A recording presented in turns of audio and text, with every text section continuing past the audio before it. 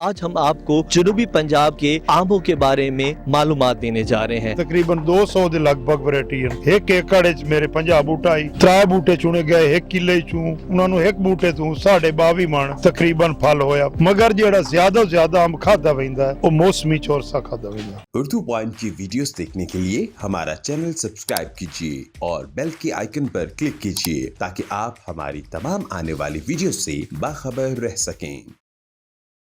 नाजरीन, आम को फलों का बादशाह कहते हैं और इसकी बादशाह आज भी कायम है।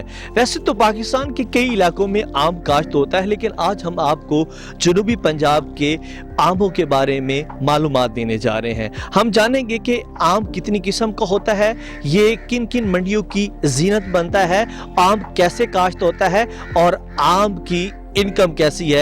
तो सब इंफॉर्मेशन से आगाह करने के लिए आप हमारे साथ जुड़े रहिए। आम की कितनी किस्में होती हैं? ਕਾਫੀ ਵੈਰਾਈਟੀਆਂ ਨੇ। ਇਸ ਦੀਆਂ ਤਕਰੀਬਨ 200 ਦੇ ਲਗਭਗ ਵੈਰਾਈਟੀ ਹਨ ਜਿਹੜੀਆਂ ਸਾਡੇ ਕੋਲ ਹਨ।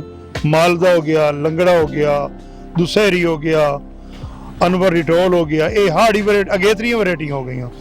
ਸਿੰਧੜੀ ਵੀ ਅਗੇਤਰੀਆਂ ਚ ਹੋ ਗਈ।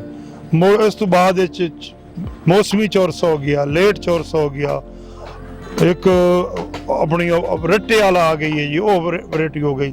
शान खुदा हो गई। ये काफी वैरायटियां। सिंधड़ा अपना फजरी हो गया, ये साढ़े को होंदा। ये जो आम है, इनमें कौन सी ऐसी आम की किस्म है जो ज्यादा मांग की जाती है और ये आम कहाँ कहाँ पर इस्तेमाल होते हैं? जी अंब वैसे तो काफी वैरायटियां, हर बंदा अपनी चॉइस रखदा जी, अपनी मर्जी नाल कोई खाई तो कोई खाई। मगर जेड़ा ज्यादा तो ज्यादा अंब खादा पैंदा है वो मौसमी चौरसा खादा पैंदा। सिंधड़ा जेड़ा है वो जूस से लगता है। अनवर रिटोल अगेतरियां किस्मत में बहुत अच्छी वैरायटी है। दुसहरी भी बहुत अच्छी वैरायटी है। मगर बाहर बंदे दी अपनी पसंद होंदी है, कोई कोई खाता। ज्यादातर चौरसा खाता पैंदा। आम की काश्त कैसे की जाती है? जी पहले गिटक लई, जेड़ा अंब खाता ओदी गिटक लै लई, ओनू जमीन दे विच बो दिता। जिसले 2 साल 3 साल बाद उस दे उत्ते पिवंदकारी कीती वेंदी है। पिवंद करके उस तो बाद जिसले साल मुड़ खलोता रिया, ओनू तू कढ के बाहर लाया, जेड़ा कि उत्थे वो 2 साल मुड़ भी रखदा है। 3 साल वहीं के वो फल देना शुरू कर देता। नॉर्मली तौर पर एक आम के पौधे पर कितने आम लगते हैं? वैसे तो जी बड़ियां फलतां होंदियां। 2018 ਦੇ ਵਿੱਚ ਮੇਰਾ ਮੁਕਾਬਲਾ ਸਾਡਾ ਸਾਰਿਆਂ ਬਾਗਾਂ ਦਾ ਮੁਕਾਬਲਾ ਕਰਵਾਇਆ ਗਵਰਨਮੈਂਟ ਨੇ ਦਫ਼ਤਰ ਜ਼ਰਾਅਤ ਵਾਲਿਆਂ। ਇੱਥੇ ਆ ਕੇ ਜਿਹੜਾ ਮੁਕਾਬਲਾ ਹੋਇਆ, 1 ਏਕੜ ਵਿੱਚ ਮੇਰੇ 50 ਬੂਟਾ ਹੀ 3 ਬੂਟੇ ਚੁਣੇ ਗਏ। 1 ਕਿੱਲੇ ਚੋਂ ਮੋੜ 2 ਕਿੱਲੇ ਚੋਂ 3 ਬੂਟੇ ਚੁਣੇ ਗਏ। ਉਹਨਾਂ ਦੀ ਔਸਤਨ ਉਹਨਾਂ ਨੂੰ 1 ਬੂਟੇ ਤੋਂ 22.5 ਮਣ ਤਕਰੀਬਨ ਫਲ ਹੋਇਆ। 22.5 ਮਣ ਤੇ औसतन तो तकरीबन 5000 6000 5000 ਦੇ लगभग ਉਹਦਾ ਹੋ ਗਿਆ ਹੀ ਜਿਹੜੇ ਦਾਣੇ ਗਿਣੇ ਹਨ। जो आम है ये पाकिस्तान के किन किन इलाकों में काश्त होता है और किस आम की जो है मांग वो बैरूनी मंडी में भी है? पाकिस्तान वैसे ਤਾਂ ਅੰਬ ਪੂਰੇ ਪਾਕਿਸਤਾਨ ਦੇ ਵਿੱਚ ਹੁੰਦਾ ਤੇ ਜਿਹੜਾ ਜਨੂਬੀ ਹੈ ਨਾ, ਜਨੂਬੀ ਪੰਜਾਬ, ਇਸ ਦੇ ਵਿੱਚ बहुत ज्यादा और बड़ा मियारी अंब होंदा ते जेड़ा इथों साड़ियां तकरीबन आलमी मंडी है, लाहौर हो गई, बाकी शहरां दे विच सारे दे विच इत्थे विकदा है अंब। गैर मुल्क भी विकदा है।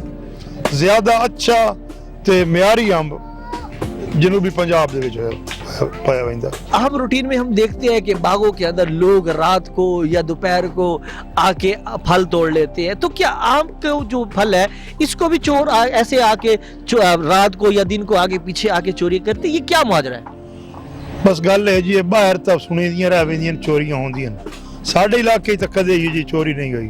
असां ते जितने इत्थों दे साडे सैयद बिरादरी गरीब गुरबा नूं बड़े अंब दिंदे ने, पेटियां दे हिसाब दिंदे ने। किसी ਨੂੰ 10 किलो की पर्ची दे दी, किसी ਨੂੰ 5 किलो की पर्ची उन्हें बाई के साढ़े व्यापारियों को लै लानी होंदी ते असां उन्हां नूं कदे रोकिया ही नहीं। जेड़े जितनी उन्हें जरूरत होंदी वो आके लै लैंदे साढ़े कोलों। उन्हें चोरी क्या कर। ज़राअत के महकमे को जो दरपेश मसाइल हैं उनके बारे में आप बताएं और उनका हल बताएं कि अब ऐसा क्या किया जाए कि ये जो ज़राअत है ये बेहतर हो सके। अल्हम्दुलिल्लाह साडा मुल्क बड़ा अच्छा ज़राअत वास्ते बड़ा अच्छा मुल्क है। बड़ा तरक्की याफ्ता मुल्क है। अगर साढ़े नाल गवर्नमेंट साथ करे, गवर्नमेंट साड़ी मदद करे, ज़राअत वालियां नूं नाल मदद देवे, सानू कोई औजार कोई खादां दी कोई अच्छी सप्लाई होवे ਤਾਂ ਅਸਾਂ ਆਪਣੇ ਮੁਲਕ ਦੇ ਵਿੱਚ ਗੰਦਮ ਦੂਈਆਂ ਫਸਲਾਂ ਉਗਾ ਕੇ ਉਹਨਾਂ ਨੂੰ ਅਸਾਂ ਬਾਹਰ ਵੀ ਭੇਜ ਸਕਦੇ ਹਾਂ, ਆਪਣੇ ਮੁਲਕ ਦੀ ਕਮੀ ਵੀ ਪੂਰੀ ਕਰ ਸਕਦੇ ਹਾਂ।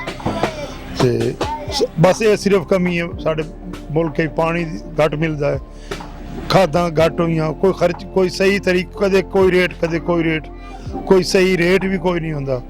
ਇਸ ਵਾਸਤੇ ਅਸਾਂ ਪਿੱਛੇ ਰਹਿ ਗਏ ਹਾਂ।